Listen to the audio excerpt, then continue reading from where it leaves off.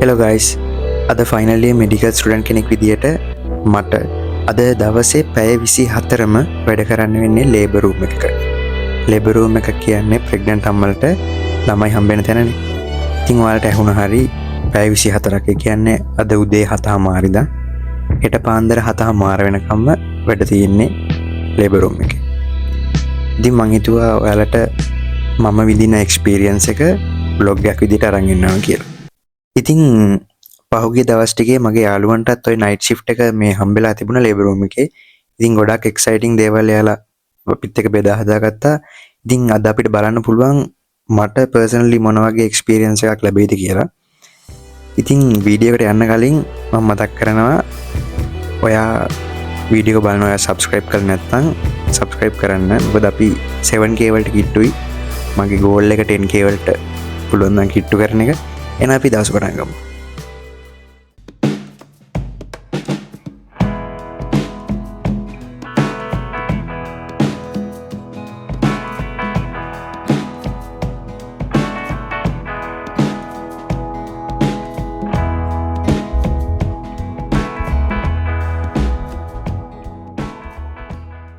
හරි මේක තමයි labor room එක.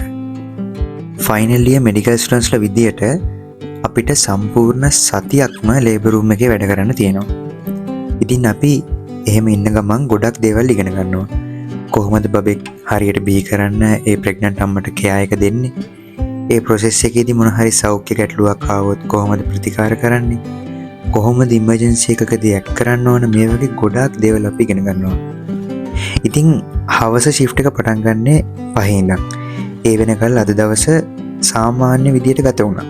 අම්මලා කීප දෙනෙක්ම බබාලා ඩිලිවර් කරන්න ආවා. යූෂුවල් දේවල් තමයි. මට ඇසිස්ට් කරන්න chance එකක් ලැබුණේ නැහැ. ඉතින් ওই විදියට හැන්දෑවේ 5 විතර වුණා. දැන් මගේ night shift එක share කරන අනිත් medical students නුයි හැරුණාම අනිත් ඔක්කොම වැඩි වෙලා ගෙදර ගියා. දැන් තමයි ඔයාලා බලන් ඉඳපු කොටසට එන්නේ. ඉතින් ඕන දෙයකට මුහුණ දෙන්න ඕන නිසා කලින්ම කැන්ටින් එකෙන් කෑම එකකුත් කාලා තව රැයට කන්න බොන්න දේවල් ටිකකුත් අරගත්තා. හරි guys දැන් වෙලාව හවස 6:07 විතර වෙලා ඇති. දැන් තමයි night shift එක පටන් ගත්තේ. මායි තව පිරිමි ළමයෙකුයි තමයි මේ අපි දිනට තමයි shift එක තියෙන්නේ. night shift එක අදින්න තියෙන්නේ. මම මුලින්ම පොඩ්ඩක් කියන්නම් labor room එකක මොනවද සාමාන්‍යයෙන් වෙන්නේ, කවුද ඉන්නේ, කවුද ඒ අම්මලට බබාලා හම්බෙන්න උදව් කරන්න ඉන්නේ කියන ඒ දේවල් ගැන. ඉතින් මොකක් හරි වෝඩ් එකකින් labor room එකට අම්ම කෙනෙක් දැම්මට පස්සේ මෙතන ඉන්නවා midwife මිස්ලා, නර්ස්ලා. එයාලා ගොඩක් මේ අම්මා ගැන හොයලා බලනවා. ඒ අම්මව මොනිටර් කරන බබා ගැන විස්තර හොයලා බලනවා.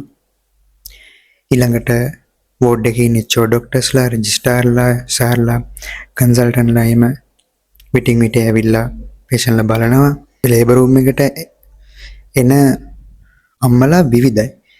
එතකොට එක අම්මලට සමහර කට්ටියට බබාලා හම්බෙන්න වෙලා යනවා.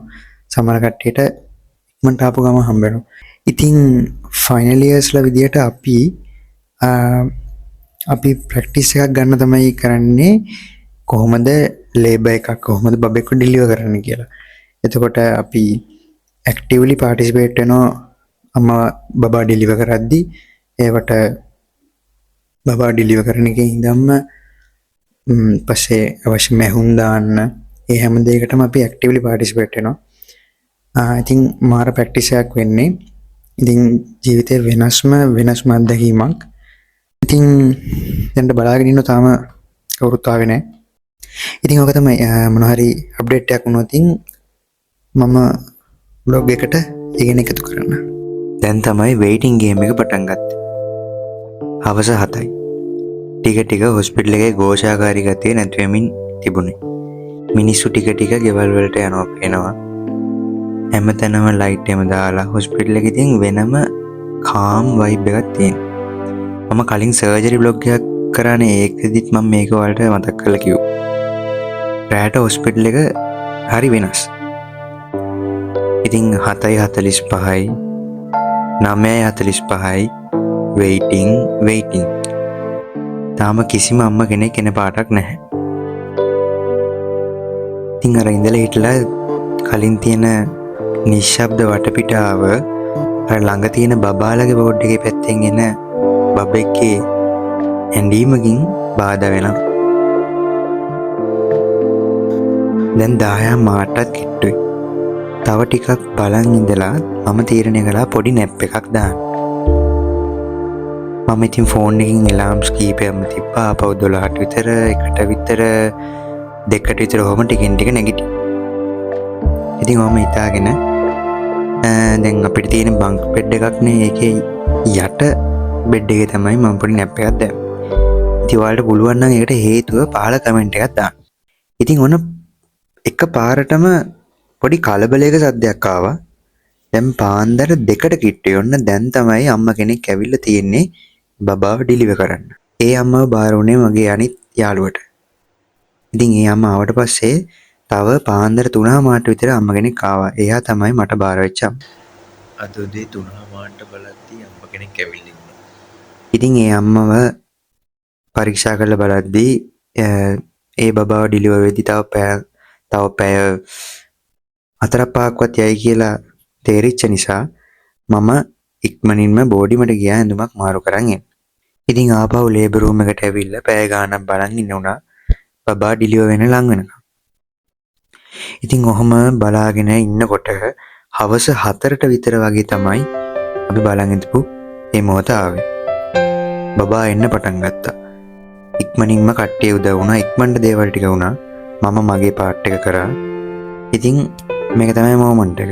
මගේ ජීවිතේ පළවෙනි වතාවට මම බබෙක් ඩිලිවර් කරපු මේ මොහොතේ මේ තියෙන මගේ මූණ. Hello guys. ඊයේ උදේ හොස්පිටල් ගියපු ගමන් දැන් තමයි ආවේ. උදේ ආව ඇඳුමක් මාරු කරගන්න. හරි දැන් තමයි එතකොට බොඩිමට ආවේ. ඉතින් එක්ස්පීරියන්ස් එක ගැන කියනවා නම් දැන් මට බබෙක්ව ඩිලිවර් කරන්න පුළුවන්ද? හරියටම බෑ. තාම බෑ. කවුරු හරි කෙනෙක්ගේ උදව්වක් මත, ගයිඩන්ස් එක මත මොන හරි ගේමක් ගහගන්න පුළුවන්. මේ වගේ නිතර දුරට කවදාකවත් මම ඩිලිවරි එකට සහභාගී වෙලා තියුන්නේ නැහැ. ඉතින් ඉන්ටර්න් කෙනෙක් වෙද්දී තනියෙන් හැන්ඩල් කරගන්න පුළුවන් වෙන්න ඕනේ. ඉතින් මේක ඉතින් ඒ ජර්නි එකේ පළවෙනි පියවර දෙකනේ මේ යන්නේ. ඉතින් සතුටුයි. කොමාරි සාර්ථකව කරගන්න පුළුවන් වුණා. වචන වලට පරිවර්තනය කරගන්න බෑ එක්ස්පීරියන්ස් එක. කොහොම වුණත් ඉතින් ඒ බබා ගන්න කට්ටිය මහන්සි වෙච්ච විදිය, ඒ මහන්සිය, ඊට පස්සේ බබා හම්බුණාට පස්සේ ඒ දැනෙන සැටිස්ෆැක්ෂන් එක හරි වෙනස් දෙයක්. ඒක මාර වටිනවා වගේ දැනෙනවා. ඉතින් මම හිතනවා ඔයාලා වීඩියෝ එක වෙනද වගේම එන්ජොයි කරන්න ඇති කියලා. හරි එතකොට වීඩියෝ එක මං මුලින්ම කිව්වා වගේ channel එකට subscribe කරලා නැති කෙනෙක් නම් ඔයා subscribe කරන්න. මගේ journey එක මම ඉස්සරහට share කරන්න බලාගෙන ඉන්නේ. ඉතින් ඔයාලට තව මොන වගේ වීඩියෝ එකක් අරන් එන්න ඕනද වගේ අදහසක් දෙන්න පුළුවන්. මේ වීඩියෝ ගැන අදහසක් දාන්න පුළුවන් පහල කමෙන්ට් සෙක්ෂන් එකකින් කමෙන්ට් එකක් දාන්න අමතක කරන්න එපා. ඉතින් ඉස්සරහට තවත් වීඩියෝස් අරන් එන්න බලාපොරොත්තු වෙන ගමන් මම අද වීඩියෝ එක මෙතනින් ඉවර කරනවා. Goodbye හැමෝටම.